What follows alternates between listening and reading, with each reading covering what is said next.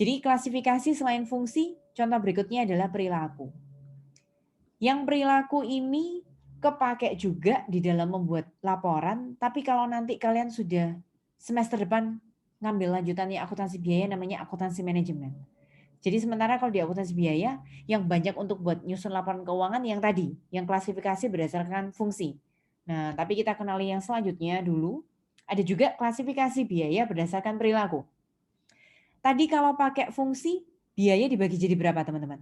Biaya itu dibagi jadi dua ya, Gabriel, Wendy. Jadi biaya apa dan apa tadi, Gap?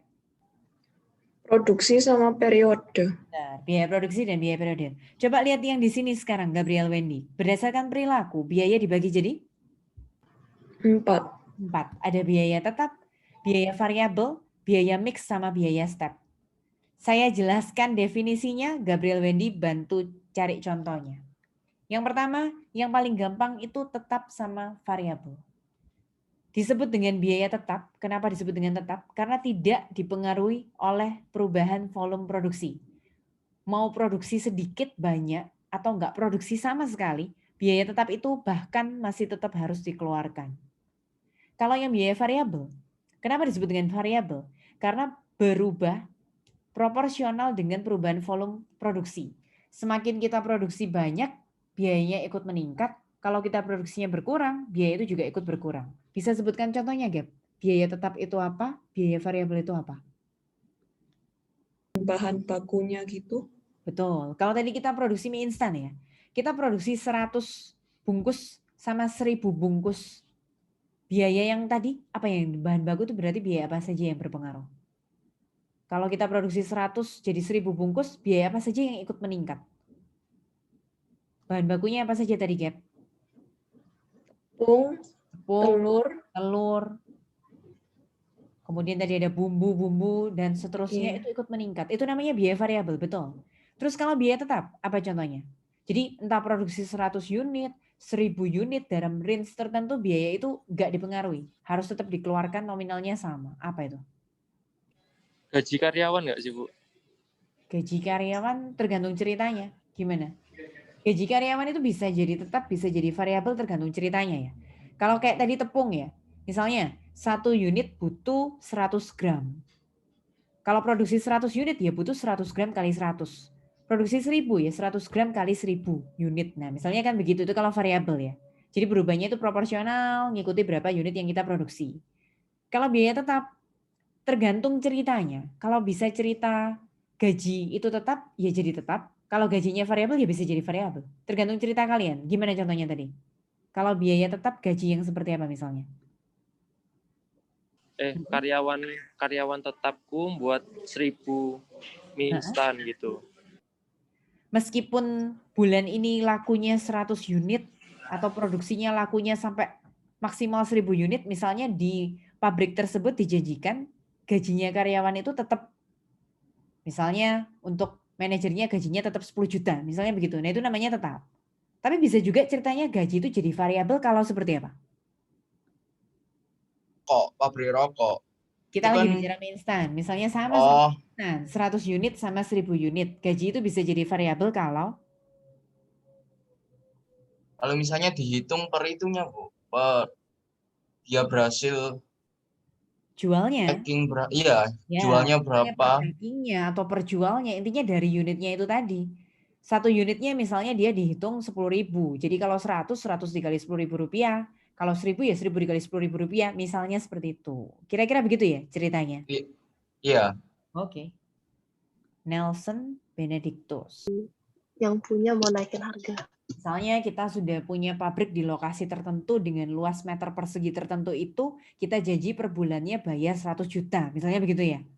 Entah kita lagi sepi 100 unit atau lagi tinggi permintaan 1000 unit produksinya, tetap bayar per bulannya tadi ya harus 100 juta itu tadi. Gitu ya Han ya?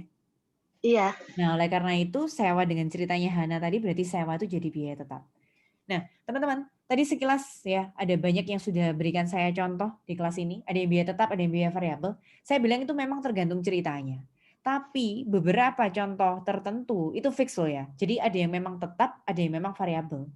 Ada yang butuh cerita supaya bisa jadi tetap, supaya bisa jadi variabel. Tapi ada yang memang benar-benar itu ya Kalau disebut biaya sewa ya tetap, kalau disebut pajak ya variabel. Nah, misalnya begitu. Ada yang mau ditambahkan lagi sebelum kita lanjut ke mix sama step? Ada yang mau menambahkan lagi? Ada yang punya pertanyaan lagi mungkin bingung masuk tetap atau variabel? Ada biaya tetap, ada biaya variabel. Nah, kalau dikombinasi ya, coba lihat ini. Kombinasi biaya tetap dan variabel, itu namanya mix. Coba kalian cari contohnya. Ada yang punya contoh? Misalnya gajian pokoknya 1 juta, nah itu nanti Betul. untuk uang makannya, uang makan, uang BBM, dan uang untuk tunjangan lainnya itu kan dihitung harian. Itu kan variabel, Bu, yang hariannya. Tapi kan yang tetapnya kan tetap itu nilainya. Ya, Kayak bagus, gitu ya, Jo. Bu. Itu contoh yang bagus untuk mewakili mixed cost. Jadi, ada lagi cerita gaji di perusahaannya Jonathan tadi. Kalau misalnya disetujui jadi karyawan di perusahaannya Jonathan, pokoknya dengan level tertentu itu misalnya sebut saja gajinya tadi 1 juta gitu ya, Jonathan. Iya. Tapi gaji itu bisa bertambah juga gara-gara unsur variabelnya. Misalnya uang makannya dihitung sesuai kehadirannya per hari. Kemudian nanti ada lagi uang transportasinya berdasarkan kilometer yang ditempuh dalam hari tersebut. Misalnya begitu. Itu nanti ada tetapnya berapa, kemudian ditambah variabelnya berapa. Betul, betul. Ada yang masih kesulitan membayangkan lagi, kalau tadi contohnya bosen ya, misalnya kok gaji terus. Misalnya bayangkan kalian langganan kuota internet. Kalau kita langganan kuota internet, misalnya kita mau langganan 12 giga. 12 gigabyte itu misalnya kita harus bayar katakanlah 100.000 gitu ya biar bulat. Nah, entah kita pakainya di bawah 12 giga atau sampai pas 12 gigabyte, kita harus bayar tetap 100.000.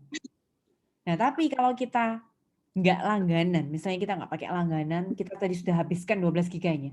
Berarti pemakaian di atas 12 giga, kalau kita nggak lanjut langganan lagi, itu nanti dihitungnya per kilobyte kali berapa rupiah. Misalnya begitu, teman-teman. Ada yang punya contoh lagi untuk mixed cost? Kita lanjut ke yang contoh terakhir untuk biaya berdasarkan perilaku ya. Ada istilah step cost. Kalau digambarkan, nah ini ada grafiknya step cost, teman-teman. Di sini ada volume, kemudian di sini ada biayanya dalam rupiah. Ada yang bisa kasih contoh nggak? Kalau di sini kan disebutkan biaya yang bersifat tetap pada rentang volume yang kecil, tetapi variabel pada rentang volume yang besar. Kayaknya kan susah dipahami gitu ya. Apakah kalian bisa memberikan contoh? Jadi misal ya, volumenya ya, kalau ini 0 sampai 5 biayanya sama. Nanti 6 sampai 10 biayanya sama segitu. 11 sampai 15 biayanya sama dan seterusnya. Ada yang punya contoh untuk step cost? Tergantung dari penjualannya atau Bu? Misalnya ini insentif penjualan untuk tenaga bagian marketing atau sales dinilai dari volume omset yang dia dapatkan ya. Misalnya ya, 0 Iya, Bu. juta sampai dia dapat 5 juta penjualannya, dia dapat insentif berapa misalnya? 0 sampai 5 juta, dia dapat insentif katakanlah 1 juta gitu ya, Vin? Iya, Bu. Jadi mau dapat 1 juta, 2 juta, 3 juta, 4 juta, sampai 5 juta, insentifnya tetap 1 juta gitu ya. Iya, Bu. Kayak gitu, Terus Bu. kemudian kalau dia dapat omset lagi sampai dari range 6 sampai 10, bonusnya dia, insentifnya dia 2 juta. Begitu ya, Vin ya? Iya, Bu. Bagus sekali contohnya. Sip, itu namanya step cost. Itu yang dimaksud dengan rentang tertentu sifatnya tetap. Nah, itu yang dimaksud dengan definisi step cost. Jadi, kita sudah punya 2 klasifikasi, yang tadi fungsi, yang sekarang perilaku ya. Kalau perilaku bisa fix, variable, mix, ataupun step. Saya lanjut ke contoh berikutnya. Sekarang berdasarkan traceability. Traceability itu berarti bisa ditelusuri atau tidak. Kalau merasa bisa langsung ditelusuri ke cost object atau tadi katakanlah perusahaan furniture, di sini kursi atau mejanya, misalnya bekerja bagian pengemasan, kayunya butuh berapa meter kubik tadi, kalau merasa bisa ditelusuri, direct labor, direct material, itu namanya direct cost. Tapi kalian ingat nggak istilahnya tadi? Kalau tidak bisa ditelusuri, berarti kan bukan direct material, bukan direct labor, tadi apa namanya? Selama terjadi di pabrik, kalau merasa itu tetap terjadinya di pabrik tapi sulit ditelusuri, apa istilahnya tadi? Manufacturing Overhead. Itu namanya factory overhead atau manufacturing overhead. Jadi contohnya bisa depresiasi gedung pabrik, gaji pengawas produksi, depresiasi peralatan produksi, dan lain sebagainya. Pokoknya kalau bisa direct, kalau nggak bisa indirect. Nama kerennya indirect yang di pabrik, yang tadi itu, factory overhead atau manufacturing overhead. Ini lebih gampang lagi kalau yang ini. Controllability, bisa dikendalikan apa enggak?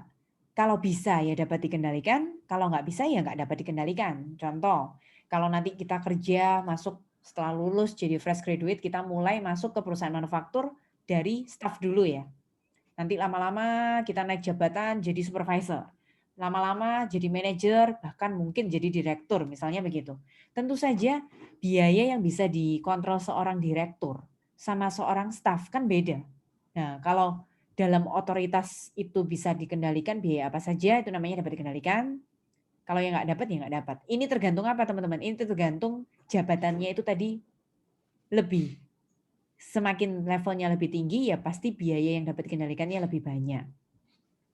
Misalnya aja kalau kita baru daftar jadi fresh graduate, mana bisa kita yang menentukan anggaran promosi, marketing bulan tersebut. Nah, misalnya begitu. Terus yang terakhir ya, berdasarkan relevansinya, ada yang disebut dengan biaya yang sudah tidak relevan, namanya sunk cost. Itu biaya-biaya yang sudah terjadi di periode sebelumnya, tidak boleh mempengaruhi pengambilan keputusan ke depannya. Ada juga yang disebut dengan relevant cost, nama lainnya opportunity cost. Kita ada dua pilihan, mengorbankan yang salah satu untuk mendapatkan yang satunya, nah itu namanya biaya opportunity. Sunk cost itu contohnya, kalau kita lagi mau beli mesin ya, ada mesin A dan mesin B. Kalau biaya sunk cost itu maksudnya mesin kita yang lama, jadi bukan mesin baru yang A atau mesin baru yang B, mesin itu sudah pernah rusak dulunya, kemudian biaya reparasi mesin yang lama itu tidak akan menentukan cost kita untuk mendapatkan yang mesin A atau yang B. Itu namanya sunk cost, tidak pengaruh ke pengambilan keputusan. Nah, kalau opportunity cost, kalau kita mau beli mesin baru, ada pilihan mesin A atau mesin B, kita pilih salah satu.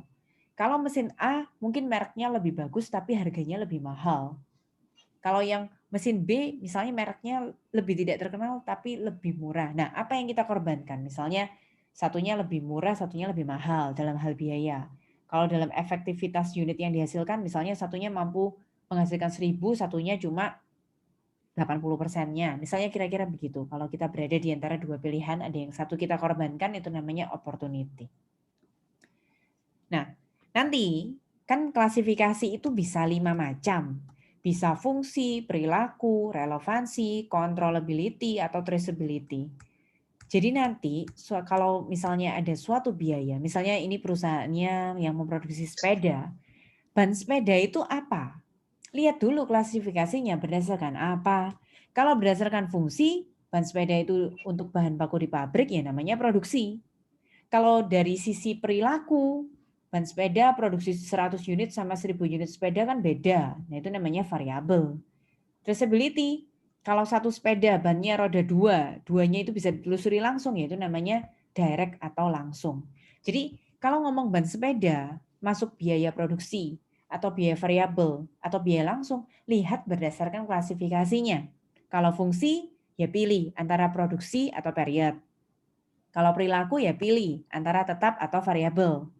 Kalau traceability, ya pilih antara langsung atau tidak langsung. Kurang lebih itu materi kita untuk